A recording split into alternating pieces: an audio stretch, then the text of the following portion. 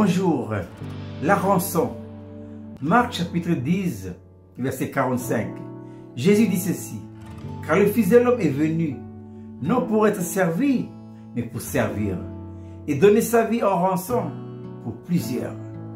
Qu'est-ce qu'une rançon? Eh bien, une rançon, c'est une forte somme d'argent exigée pour la délivrance de quelqu'un retenu, prisonnier. À cause du péché, l'homme est devenu non seulement le prisonnier, mais esclave de Satan. Il faut une rançon pour libérer ça. Beaucoup d'images nous le montrent dans l'Ancienne Alliance.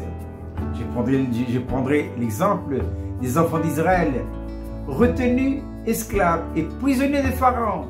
Pharaon, c'est une image qui nous parle de Satan, de Lucifer. Israël, c'est le peuple de Dieu, puisque Dieu dira à Moïse: va dire à Pharaon, laissez aller mon peuple, mon fils, pour qu'il me serve. Et on sait que Pharaon a refusé. C'est vraiment à la dernière plaie. Mais qu'est-ce que Dieu a fait? Dieu a frappé tous les premiers-nés des Égyptiens.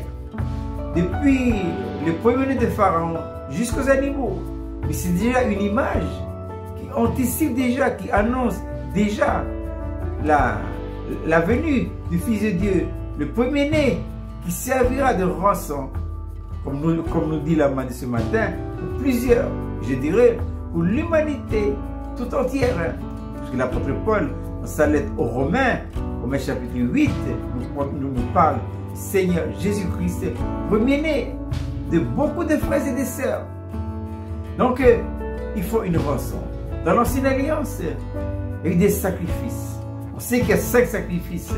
Il y a l'Holocauste, ensuite le sacrifice d'action de grâce, ensuite les offrandes, le sacrifice d'expiation, le sacrifice de culpabilité. Voilà. Mais tous ces sacrifices nous parlent de qui? Nous parlent du Seigneur Jésus-Christ. Dieu a offert, il a donné, c'est Jean 3,16, car Dieu a tant aimé le monde qu'il a donné son Fils unique, Jésus-Christ. C'est lui la rançon. C'est lui la rançon pour le rachat, pour le salut de l'humanité. C'est pourquoi le plus grand crime que l'homme va connaître, c'est quoi? C'est refuser la rançon de Dieu. Et comment il faut faire?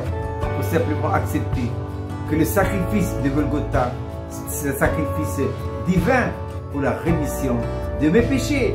C'est pourquoi je répète que la nouvelle naissance, elle est incontournable. Et qu'est-ce que la nouvelle naissance? C'est l'acceptation d'une seconde vie, quelle vie? La vie du Seigneur Jésus-Christ, donnée en rançon pour le salut de plusieurs. Marc chapitre 10, verset 45.